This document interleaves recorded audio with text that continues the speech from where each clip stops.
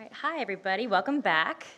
So our second roundtable of the day is called Help Wanted, and we'll discuss what happens to food before it arrives on the plate, the connections between food labor and migration. So a quick reminder about questions. You should tweet them to #SmithsonianFood, and the last 15 minutes, Ashley Young down in the front will read them out. If you'd rather not tweet, you can write them on the notes page, page 12, and hand it to an usher towards the end of the conversation, and that will also get passed down. Per request, we're going to leave the lights on, so at this level, so everyone can take notes and see everything they need to see to make this as useful as possible to you. So, without further ado, our moderator is Teresa McCullough, the National Museum of American History's very own historian and curator of American brewing history. Teresa? Hey, thank you, Lauren. And good morning. Welcome to the National Museum of American History and to our Food History Weekend and to this roundtable discussion. As Lauren mentioned, I'm fortunate to be the historian of beer and brewing here, and it is my privilege to moderate our conversation this morning with these three panelists who bring very richly complementary perspectives to the topic at hand.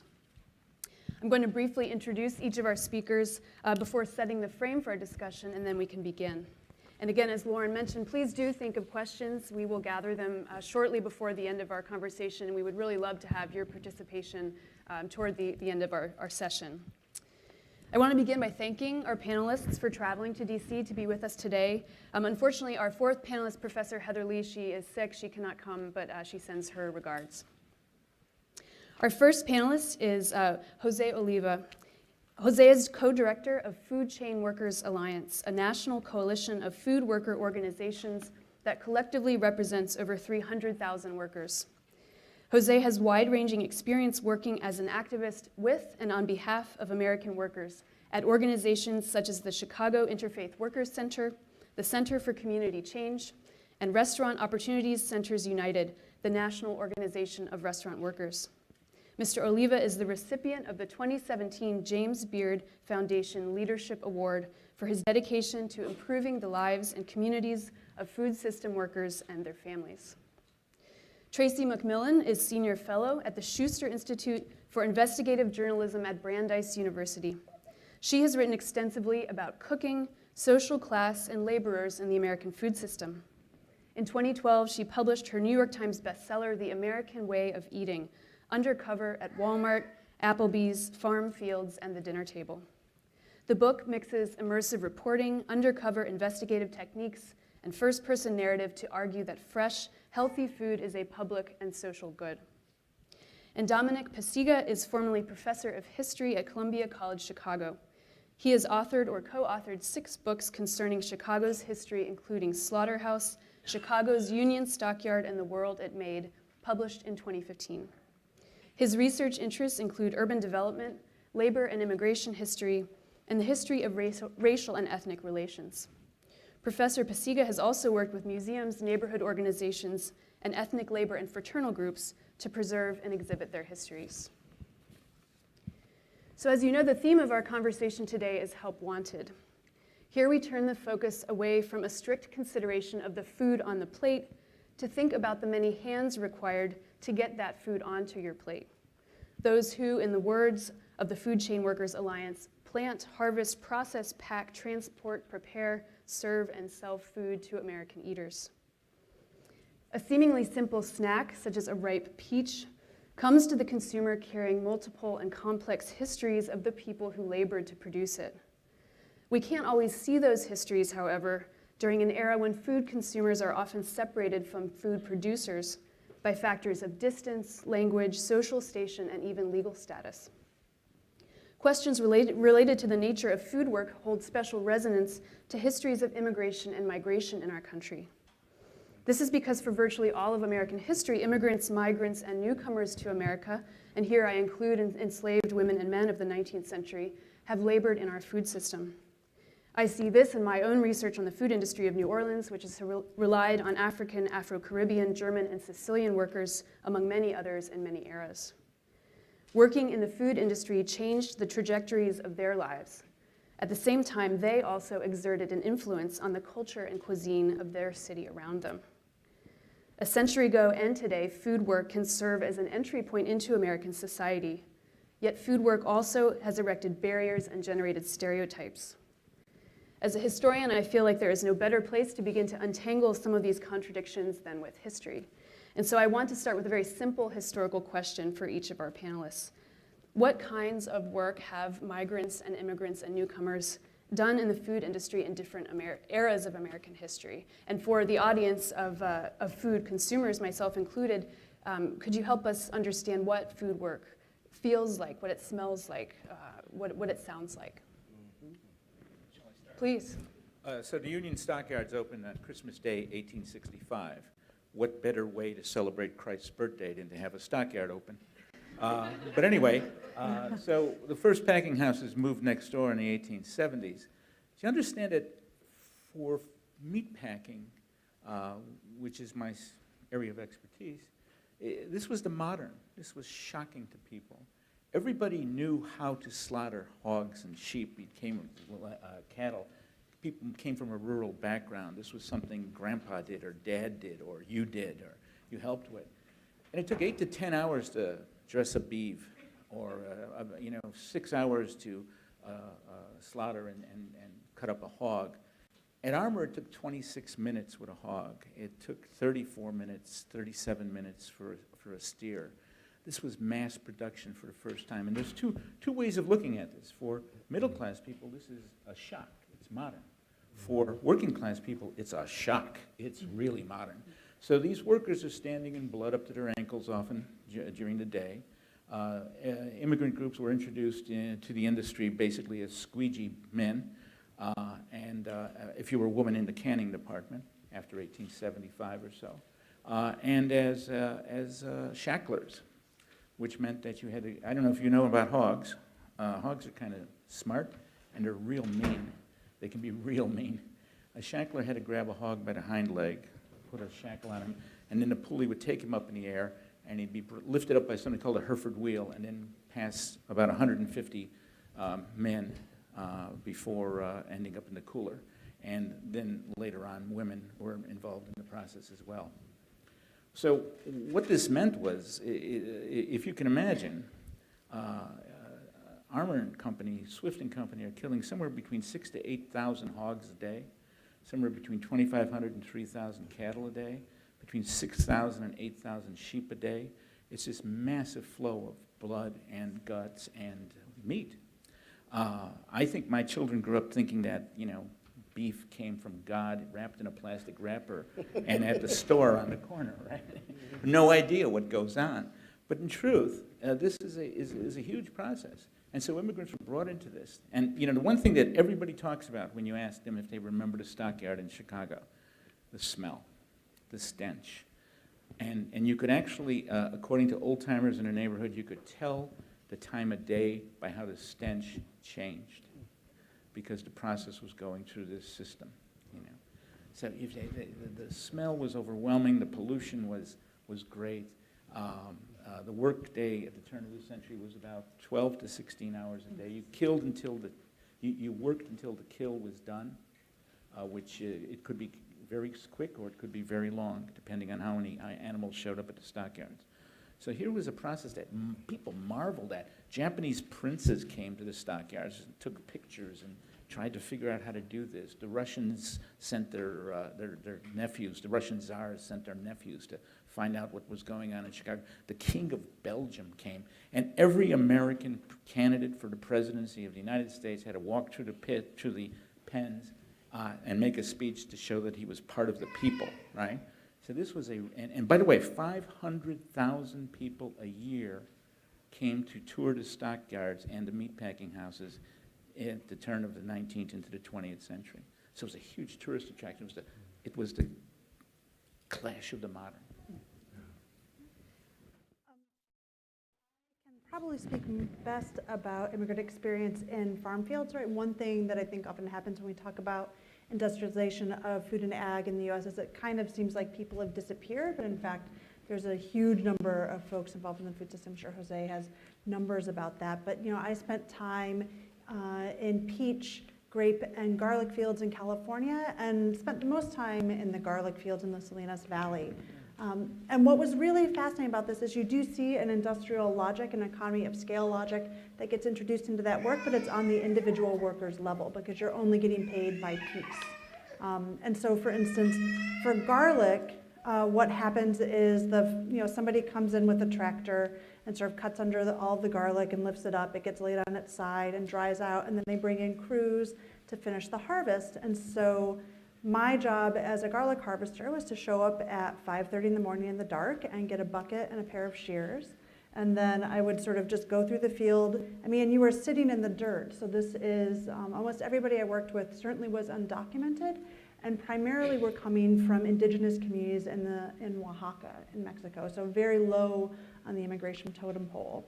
And so you're kneeling in the dirt and you grab a bunch of garlic, right, with the long papery stalks, and you pull it into a bouquet. And then you snip off all of the roots, and then you move over a bucket and snip the heads in.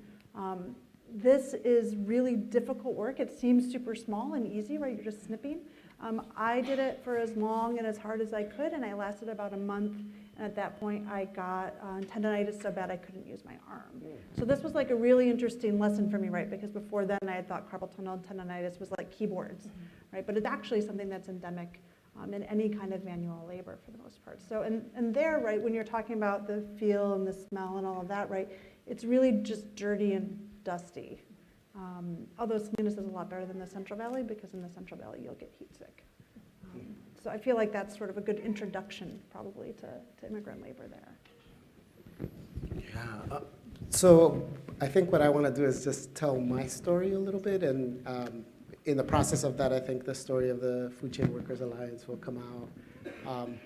So I'm an immigrant from Guatemala. I came here when I was 13 back in 1985 with my parents. My mom was a school teacher back in Guatemala, and she was adamant that her students should have running water and electricity in the schoolhouse. And so she started to organize the parents of that community to demand running water and electricity. That was all it took in 1985. For those of you who don't know, there was a civil war going on in Guatemala. The military regime would go after anyone who they deemed a troublemaker. And so we left. We had to leave the country. We came here. There was no refugee status, even though there was a civil war in Guatemala that killed over 200,000 people. So we came here undocumented.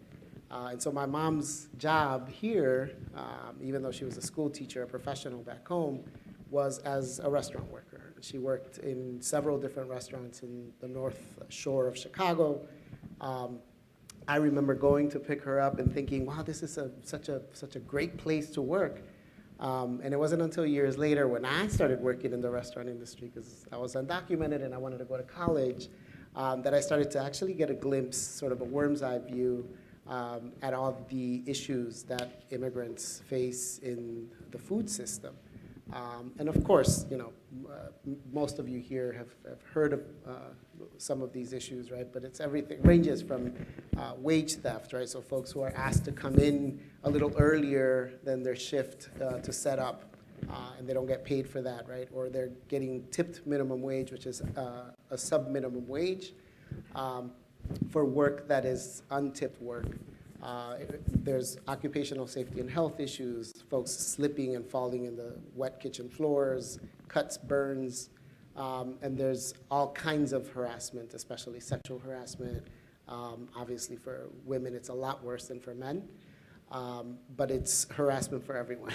And if you're an undocumented immigrant, there's this sort of extra layer of you are under threat constantly because you don't know when the last day of your employment will be. This made it so that me and several of my coworkers decided that we needed to change conditions in that workplace. We created what is now called Arise Chicago. At the time, it was called the Chicago Interfaith Worker Center. And we thought we had invented a whole new model of organizing, right? We thought since the stockyards, no one had ever done anything like this in Chicago. And of course, that wasn't true. There were many other organizations all over the country who were bringing food workers together. And when we found out about this, we started to try to figure out a way of having a voice in the ongoing food discourse, right? There is this ongoing discourse. Obviously, this panel that we're sitting in is a part of that. But 10 years ago, this panel would not have had a conversation around workers, right? There was a lot of conversations about what food does to the human body, what food does to the environment, what food does to animals even, but not a whole lot of people were talking about what food does to the 21.5 million people that work in the food system. It's the largest employment sector in the United States, and it's also the lowest paid. So more likely, if you work in the food system, you're going to access SNAP and other government assistance programs to be able to eat, which is the irony, right? The people who are actually putting food on our table are 2 times more likely to not be able to put food on their own tables. So all of these realities made us push to create what is now called the Food Chain Workers Alliance. At the time, it was really just a collection of organizations. This is in early 2008. Coalition of Immokalee Workers, GATA, Restaurant Opportunity Center, a few other groups, just meeting and comparing notes and trying to figure out how we could have a voice in this ongoing discourse around food. And then we came up with this idea that, well, we can create a coalition of all of the food worker organizations that represent we see 5 sectors in the food system, right? There's production, which is farm workers, processing, so everything from meat, poultry, and also just food processing, transportation and warehousing, and then the retail end has both restaurants and grocery stores. So we founded the Food Chain Workers Alliance in 2008.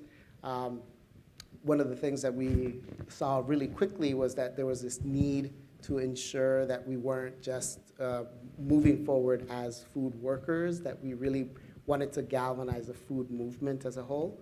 And so we launched this initiative that's called the Good Food Purchasing Program, which has 5 value categories: human health, environmental sustainability, animal welfare, local economies, and labor. And it's a procurement policy for large institutions, school districts and the like, that purchase large amounts of food. And essentially it just creates a baseline, right? So that the criteria for those institutions for the food that they buy isn't just it has to be the cheapest, but there's also some very basic criteria that they have to meet. So that's the Food Chain Workers Alliance. And your comments, they prompted 2 follow-up questions on my part. And the first is again, it's a fairly simple question. Why is it that the food industry is often the first stop for immigrants or migrants or newcomers in America? Is the answer different in the 19th century than today? I think it's very similar, actually. This is a point of entrance into the economy for lots of people. First in the stockyards for Irish and Germans, and then later Bohemians and Poles and Lithuanians, then Hispanics and African Americans. It's always been a entry-level point.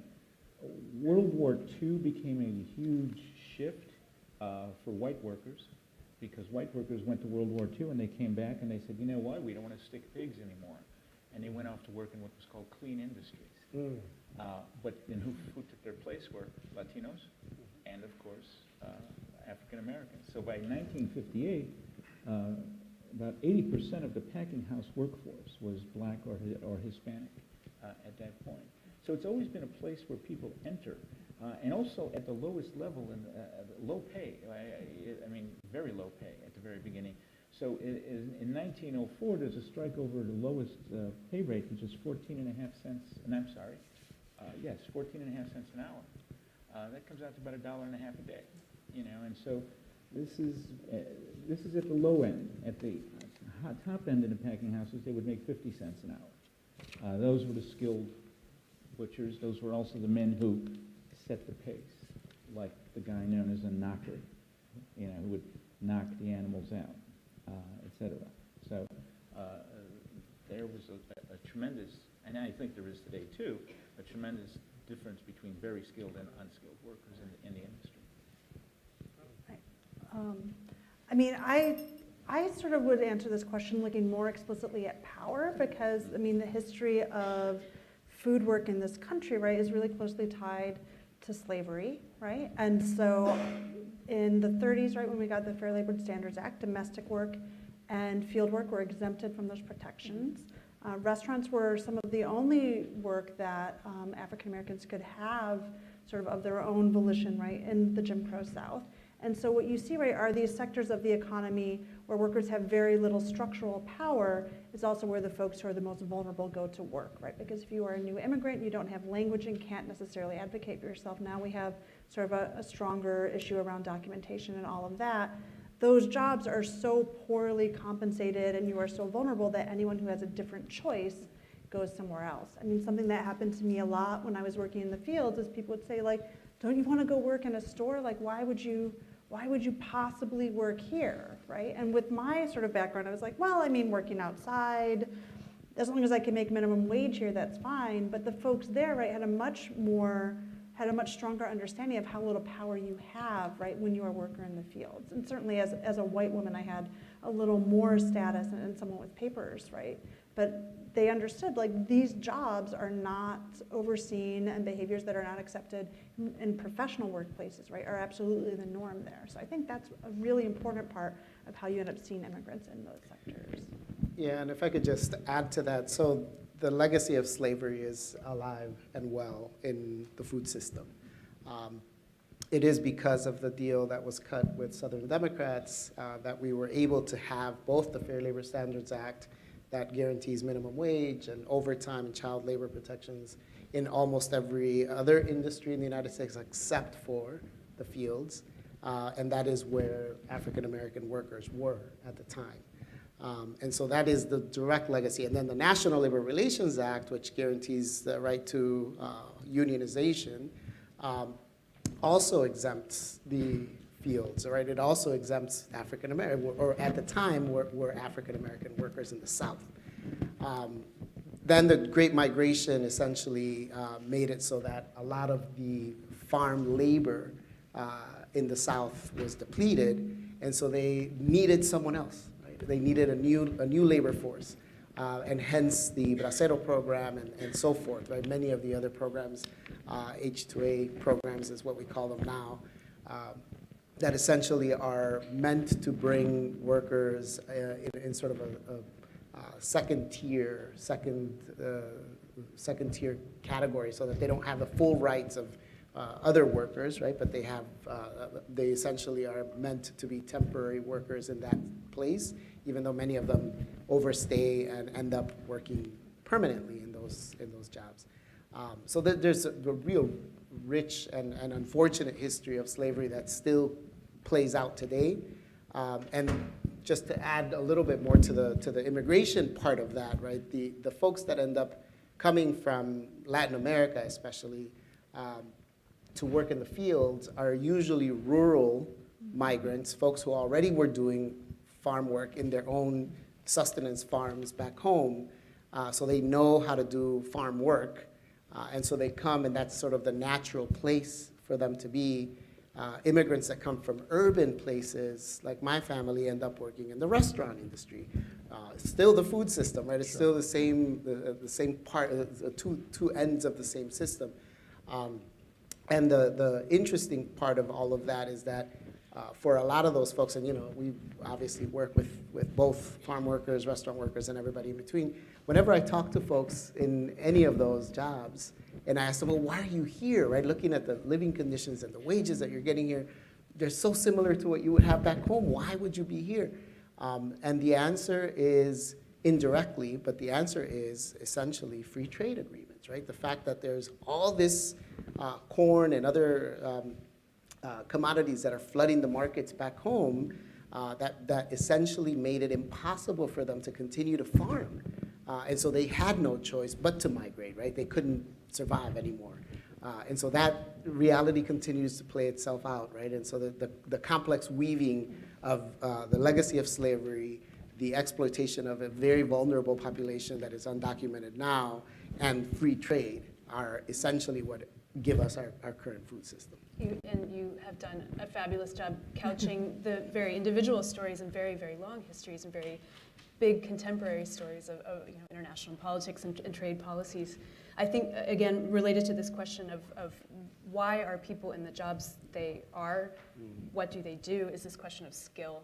What kind of work is considered skilled or unskilled at different moments in time? And you pointed out, Tracy, that the work you were doing was highly skilled but undervalued. And so I wonder if the three of you could talk a bit about how food work is valued, how skill is determined, who determines skill. Yeah, well, once again, I think especially in meatpacking, it's so industrialized. Each job is cut into such a small piece that most of the jobs by the turn of the century, by the turn of the 19th into the 20th century, unskilled workers were being hired more and more and more. But remember, these people came, once again, from peasant backgrounds. They were farmers. They knew how to do things that, butcher animals, etc. But here they were brought into where you just did one thing. You pushed blood into a gutter. You did that all day. Or you shackled hogs. Or if you were a woman, you pulled gut strings. And when you're pulling gut strings, it's not pleasant, and you're doing this constantly. So immigrant jobs were considered low-skilled, were considered lower class, and were underpaid until the unions came in. And even then, because many of the strikes were broken, they were terrible, playing people off against each other ethnically. So, for instance, Poles would break an Irish strike, Lithuanians would break a Polish strike, Hispanics and blacks would break a white ethnic strike, constantly people being brought in. And by the way, this ended up with the 1919 race riot in Chicago, which was basically over meatpacking and steel jobs on the South Side.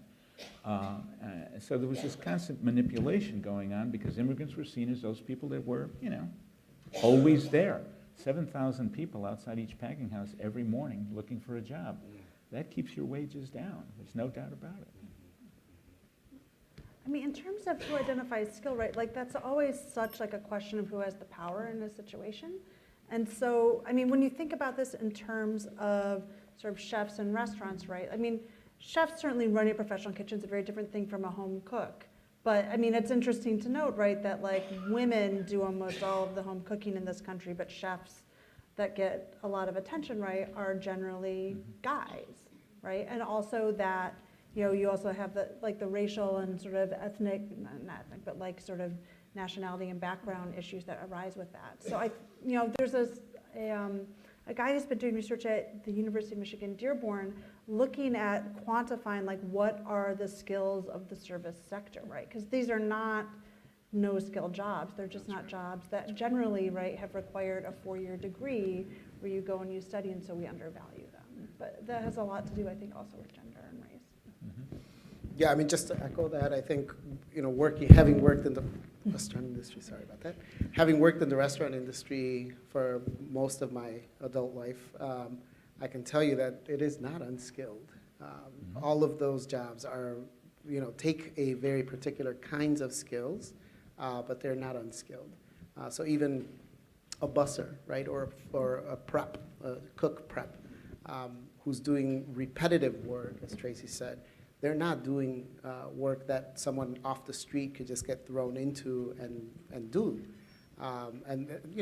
The reality of why the restaurant industry has such a high turnover has a lot to do with precisely that, right? The fact that folks get thrown into a situation, never mind the abuse and the treatment and the low wages, right? But they get thrown into situations with no training, and then expected to perform at a very high level.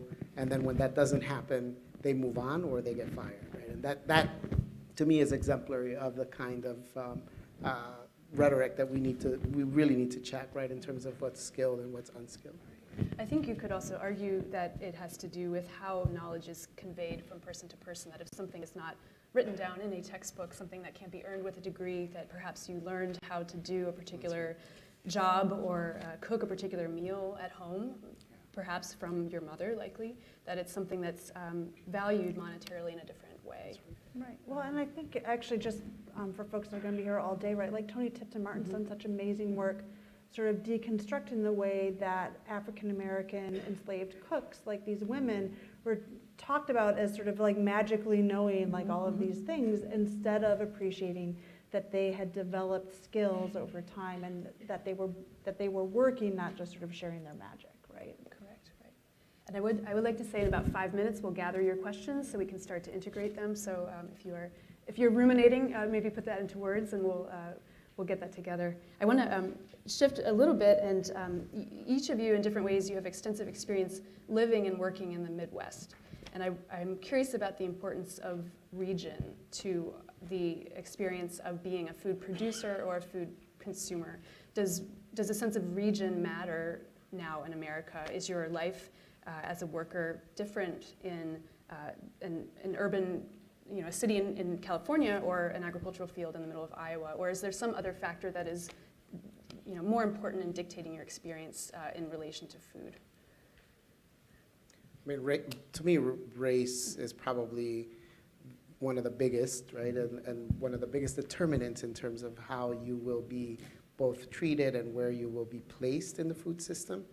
So regardless of the sector, right, if we're talking about the restaurant industry, which is the industry that I know the best, folks who are in the fine dining segment of that sector, if you're in the front of the house, you tend to be lighter skinned. You tend to have, and it usually manifests itself. The excuse that we're told is that there's better table talk from certain folk, right? And then if you're in the back of the house, it's usually immigrant or African American. The reality of regionalism, I think, for the way that folks are treated has everything to do with the policy regimes of the states. So if you work and live in the South, the wages are much lower. Your union density is in the 0.1 percentile in some states, versus if you work and live in places like California or Illinois or New York, where the union density is in the 20-something percent. So the wages are higher, the standards of living are higher, and so forth. But that doesn't erase completely. It minimizes racial disparities, but it doesn't completely erase them, right? And so there's this real interesting nuance between the reality of regional policy infrastructure, industry standards, right, and then race on top of that. Those three things, I think, are essentially what's going to determine the treatment of wages and so forth that workers have. Which themselves rely on the history of that place. Right. I mean, I would say that in terms of region and visibility, right, you have to also, right, think pretty critically about the way our media system is structured, right? Because there's so much media, right, on the East Coast and the West Coast, and not as much in the middle, like in the rest of the country, right? And so the folks that are doing work on the coast and sort of producing food cultures, I do think get more attention, and that it's harder to argue from these other locations in the country that what's happening there matters. This is the journalist on the panel. Well, I think gender and race, once again, are the two big breaking points here. And also deindustrialization. And deindustrialization, to a large part, I think has been a result of an anti-union movement. The unions were strong in cities like Chicago and Cleveland and Pittsburgh, right? And so the Chicago stockyards, when they begin to close in the 1950s. Why? The CIO has finally organized the whole system, and they're demanding better wages and better benefits, and et cetera. And so Tom Wilson basically says, we can move. And they can. They're a footloose industry to an extent, because you can put a packing house in a little town in Iowa, and you can hire local people first, and then immigrants, today mostly Hmong and Laotian in places like Iowa and Minnesota, and you can completely disrupt the system so that 5,000 workers are laid off at Wilson and Company in 2 months. They're just closed. Armour and Swift take a longer time to deindustrialize, but you've left a hole in the middle of the city. To an extent, is being replaced now by the Stockyard Industrial Park, which employs about 15,000 men and women, mostly, once again, immigrants or people of color. But at least it's providing some sort of manufacturing jobs for people who basically can't go to university, can't, or for one reason or another. So deindustrialization. But gender and race. Tremendously important. Women were not allowed to use the knife in the Chicago stockyards until 1894, when they were brought in to break a strike. And one reason is no man wants a woman running around with a knife, right? Okay. So in 1894, they were allowed to use the knife. And that became a huge factor then, because now unions had to let women into the unions, and they didn't before. And I think this also gets to the question about all of you in different ways. You study communities, whether you have advised communities on preserving and exhibiting their history, and whether you're talking about unions or the history of activist organizations. How has a sense of community played a role in what we might call ethnic groups or immigrant groups? How does it continue to play a role today? Well, let me start historically. It's very, very important. And once again, using the stockyards, but you could use other industries in Chicago or Cleveland or whatever in the same manner. The center of the stockyards, which is a square mile on the south side, there are surrounding it 36 Catholic churches. 36 Catholic churches, each representing a different ethnic group or a different wave of a similar ethnic group. So these churches and the institutions, because churches aren't just a place to pray, they're a place to meet your wife, to send your kid to school, to socialize, to talk, to discuss issues like labor unions. Churches and taverns, two very important things. If you don't, every church has a tavern, and the other thing it has is a funeral parlor. So cradle to grave. But these were important communal organizations which developed over time, which, by the way, allowed the CIO to organize in the 1930s, because the CIO was very bright in going into these neighborhoods and getting Catholic priests and rabbis and ministers to join the cause. Saul Alinsky was obviously the king of doing this in the back of the yards, and he helped form the back of the yards neighborhood council with Joe Megan, to go in and to get these diverse communities to come together for the first time, and that was very central. And so I think that remains important. It remains important in that neighborhood today because we have a little church called La Capilla, Holy Cross, the Chapel of St. Mary, Holy Cross, which is a central community area, a communal institution in that neighborhood. One quick note on community and the role of community in our current food system. I talk about this third wave unionism, which most folks refer to as worker centers. These are organizations, community organizations, that are organizing workers in the community, but focused on improving working conditions and wages for those workers. And in many ways, they mirror very early attempts of the CIO to organize folks in what is referred to as wall-to-wall agreements, right? So previous to the Industrial Revolution, all we had were craft unions or guilds, right? Folks that came together based on their particular profession, right? So carpenters, masons, bricklayers. With the advent of the Industrial Revolution, we didn't have an actual model for organizing workers in those new giant 7,000 people industrial plants. And it took decades for a model to emerge from the workers themselves, right? That was going to organize folks wall to wall in those places. Industrialization is a reality, not just in Chicago, but all over the country. And so are many other realities, right? The diversification of the workforce, the reality of globalization, right? And importation and moving companies abroad. And those realities have given birth to worker centers, to, again, what I call these third wave unions that really are still in the experimental phase, right? They're still in that early 1900s phase of the industrial movement. So the equivalent is this early experimentation phase of worker centers. So community plays a critical, central role in the development of models that are intended to be really about leveraging power so that workers can have a better life.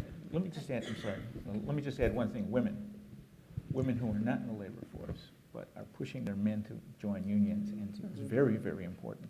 They are among the most radical of these strikers in the 19th and 20th century. Even though they're not maybe working in that plant, they are among the most radical and often violent strikers. Right. Well, I mean, just something that I was reflecting on here, right? Like, I split my time between New York and Detroit, and something that I've seen certainly in Detroit, which is, you know, for better or worse, like a case study of deindustrialization, right, is how people in that community have really turned to food as a possible way to insulate Detroit from future sort of economic shifts like that. And the thing about this that's really interesting, right, is that no matter what is happening in the world, you still need food, right? So Anya Sazadlo has a beautiful book called Day of Honey that sort of is basically about how no matter what is happening in terms of war, right, food still is something that exists, right? And people still build community and turn to it. And it's still a big thing in immigrant communities that are incredibly poor because you still have to eat dinner every day. So you've got to sort of do that every day. So for me, it's really interesting to think about how food sort of obviously works in the labor part of the food system, but also like that social fabric and the way in which it can help stand in for the things that we lose as we deindustrialize. Makes sense. I want to ask one final question, and then we'll turn it over to the audience. You approach this topic from different perspectives. You're an activist, a journalist, a historian. Thinking about your methodologies, what can we learn from each of your approaches to these kinds of questions about food and about work? What is the unique advantage of being a historian versus a journalist, and vice versa? Historians look at change over time, and they look at change over time and to see how it affects larger groups of people, larger institutions, larger formulations. So I think that's what you see. You get a wider picture. And by the way, we depend a lot on journalists who write the first draft of history. I mean, I'm constantly reading old newspapers in the ethnic press or the English language press to talk about these kinds of things. But I think seeing change over time is really important, because often what we have is we have a 5-year picture, right? Or a 6-year picture, or maybe we think all our food comes in plastic straight from God. History gives you a wider perspective, I think. Right. And it's kind of, I rely on people like Jose, right, to sort of help me figure out what those stories are in the world that need to be telling, because it's super fun for me to think that I could just walk around and like find a story and like, poof. But I mean, what is a story for a journalist is when people are organizing and saying that something is important or not. So I think obviously, I mean, for me, right, it's important to like go and observe something directly and be able to say, like, I saw this with my own eyes, I have documented it, so that when I am making claims about what is important or not, right, it's not just me talking it into the ether. I'm like, no, I went and I saw these workers and I talked to these people and these things happened. Absolutely. I mean, for the reason I was excited about this panel is because I see the connection in the work that we all do as follows, right? I see our work as being the pushing forward of what the conditions and the wages ought to be for workers. But we can't do that without understanding history and understanding who came before and what methodologies they employed. And we can't win the things that we win without having journalists and others tell the world this is what's happening, so that that model can be replicated and then scaled up. Right? So to me, this is why I was excited to be here, because this is the natural connection in the work that all three of us do. Excellent. So we're all interdependent. That's the takeaway. Yes. All right. Do we have questions? Thank you once again for a thought-provoking, stunning panel. I'm sitting here in the front row just mulling over the complex realities of our food labor system. So thank you for your contributions. And once again, we have wonderful questions coming in from Twitter and hopefully from our audience too. So please feel free to pass your question cards to the aisles and our ushers will bring them to me. But to kickstart things off, we're talking again about power. It's always going to be a conversation when we're talking about food. They go hand in hand. And we have some people on Twitter interested in these grassroots movements to improve working conditions.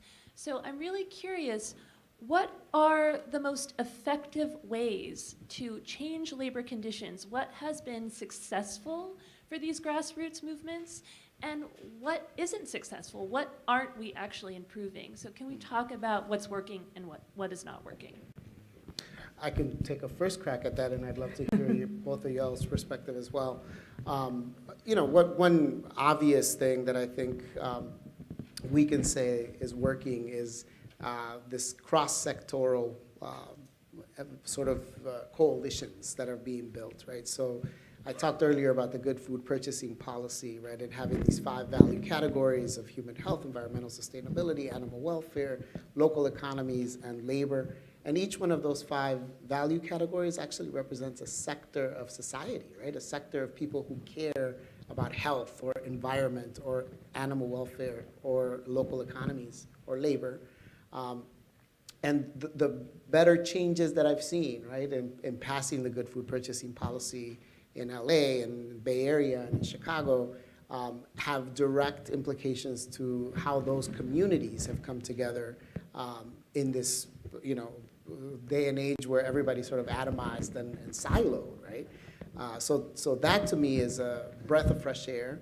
I also see a lot of success in models like the worker social responsibilities models of a fair food program of the Coalition of Immokalee Workers, where essentially they go directly to the top, right? For those of you who don't know, Coalition of Immokalee Workers is a worker organization in Florida, tomato pickers. And instead of going after the growers, they went directly to the people who are buying the tomatoes at the retail end, right? So McDonald's, Taco Bell, Burger King, the large retailers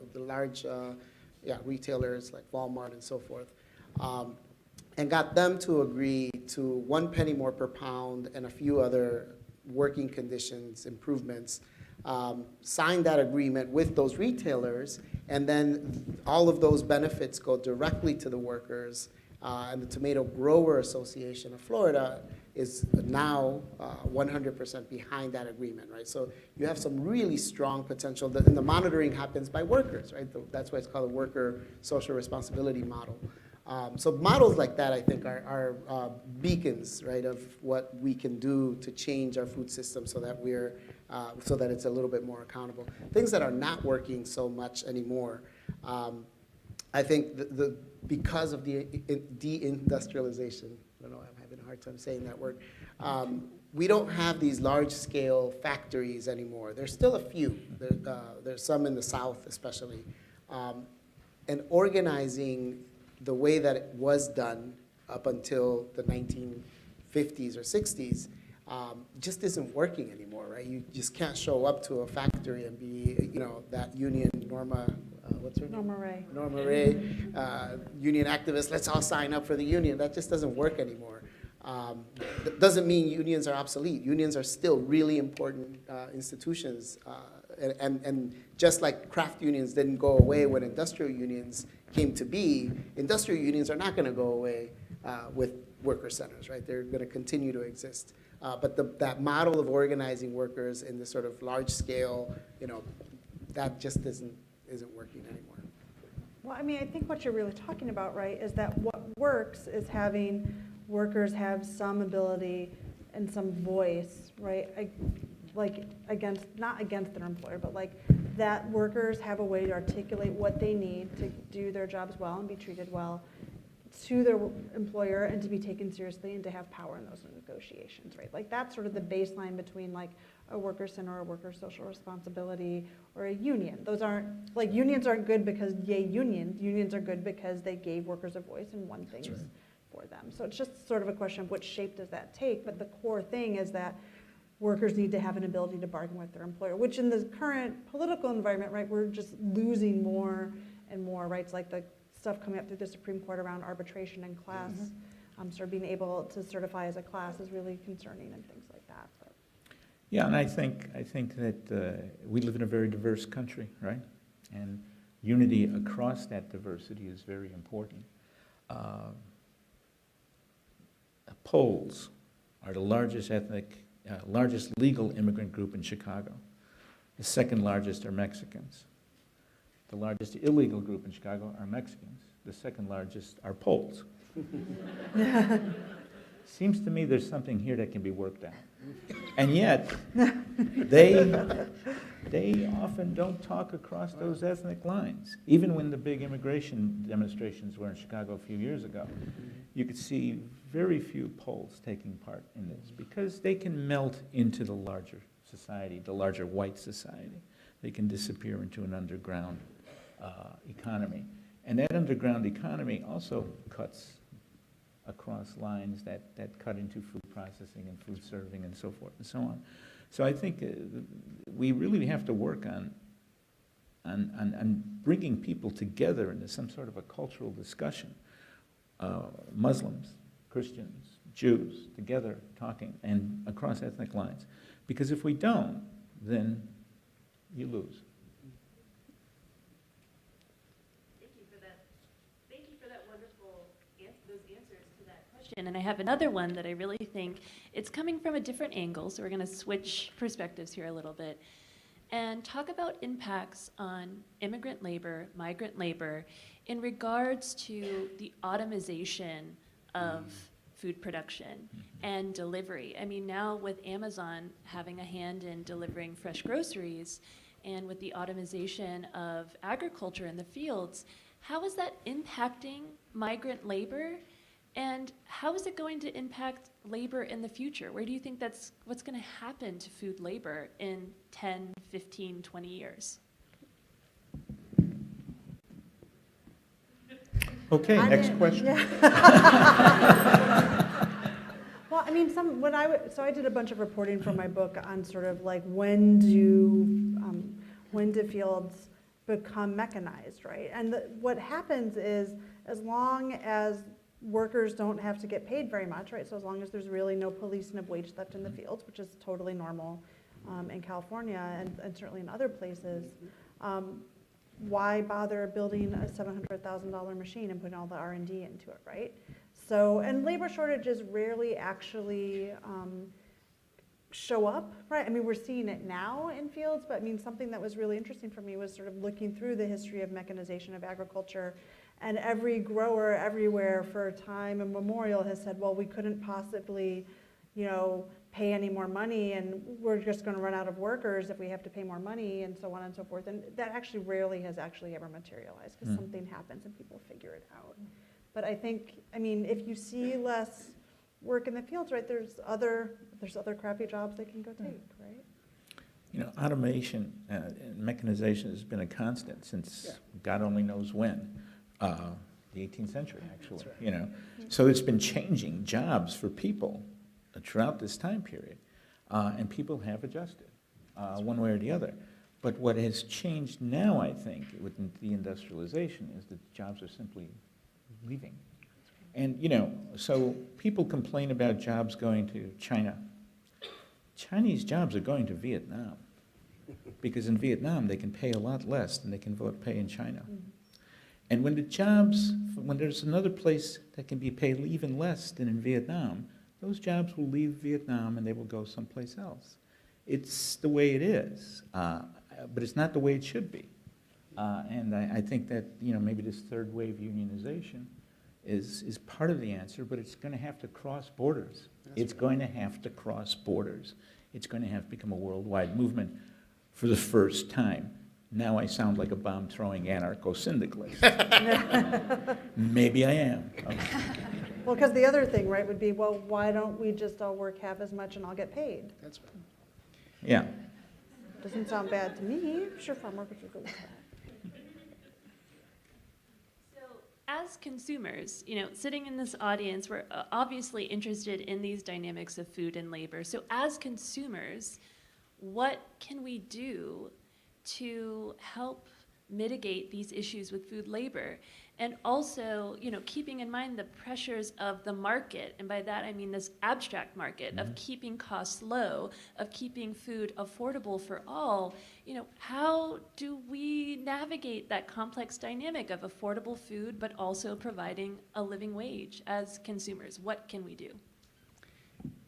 Yeah, so obviously the individual consumer matters, and obviously labels matter. So to the extent that you can educate yourself about the labels that are good for workers, I mentioned the Fair Food Program, but there are many others. do that, right? Educate yourself about which labels there are and buy those products. However, I don't think that that is the end of your engagement as a consumer, because we all consume public goods and public, we put money into, whether we like it or not, a food system through our taxes that continues to exist and perpetuate itself. And I'm not talking just about subsidies, I'm also talking about things like school lunches and so forth. And so good food purchasing policies have sort of sprung up all over the US. I mentioned LA was the first one, right? And that one happened in 2012. We then launched campaigns in both San Francisco and Oakland, won those in 2015. And then just a couple of weeks ago, we won in Chicago. So we now have, good food purchasing policy in place in Chicago and the Chicago Public Schools and citywide. And there's campaigns in Cincinnati and New York and here in Washington, D.C., and in a number of other cities all over the country. And so getting engaged in those campaigns and getting involved with efforts to make sure that our tax dollars, those are consumer dollars that we're putting into the system, that they're going in the direction of good food that actually reflects the values that we hold, not just with labor, but also environmental sustainability and animal welfare and all the other stuff I mentioned. I think that's critical, right? To think of yourself as a consumer, not just in the context of the private sector where you go to a store and buy something, but you're also a consumer with your tax dollars, right? And you have a voice there, so use it. I mean, I get asked this question a lot, and one thing I tell folks is, well, if you're going to a farmer's market and asking about how the food was grown, why don't you include labor in that? And if you go to a restaurant, call the manager over and say, hey, I'm wondering how you deal with like X, Y, and Z. I've heard these bad stories, right? Because I personally am more into like the structural stuff, but you do need a cultural shift too. And to the extent that you can just sort of like go and stand up and use like your little bit of leverage as a consumer to tell the producers like, this matters to me, right? I think that's really important and powerful. And people don't do it very much, right? It's uncomfortable. And there used to be movements like the grape and lettuce movements in the 1960s. And there were movements such as buy a union label, right? It can be done. My grandparents wouldn't buy anything without a union label on it. There was a reason for that. It was in their interest to do that. And I think it's in our interest as consumers as a whole to do exactly what you're saying.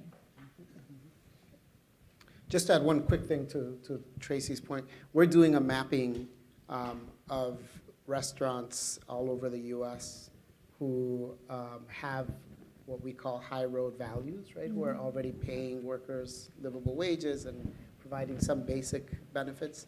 And we're asking them how important those values are in their supply chain. So do they care about how the farmer is treating the farm workers with the produce that they're getting, et cetera, with the goal ultimately of creating what we call a high value supply chain, right? So not just to reinforce the one segment of the whole sector, but to actually create linkages so that we're actually reinforcing the entire supply chain and growing that supply chain. I know we're almost out of time. I just want to say one thing about that. A really important thing that I've noticed in my reporting is that producers, so like farmers and restaurant owners and things like this, they'll say, oh, well, that would be great, but I can't afford it. That's usually not actually true, is that their profits would be a little bit smaller, right? But like I looked at like what would happen if food wages like went up. And there was a GAO report from the early 2000s about increasing the minimum wage, right, which would affect a whole swath of workers, not just farm workers. And they said the cost of food would go up by about 1%, right? So I'm pretty willing to pay 1% more to be like everybody is getting paid legal wages, right? So that cost benefit, I think, often gets exaggerated for purposes of sort of evading the question. Well, on that note, thank you so much for your wonderful comments, for providing us with so much detail about food and labor. Thank you very much. And again, I'll pass the podium over to Lauren.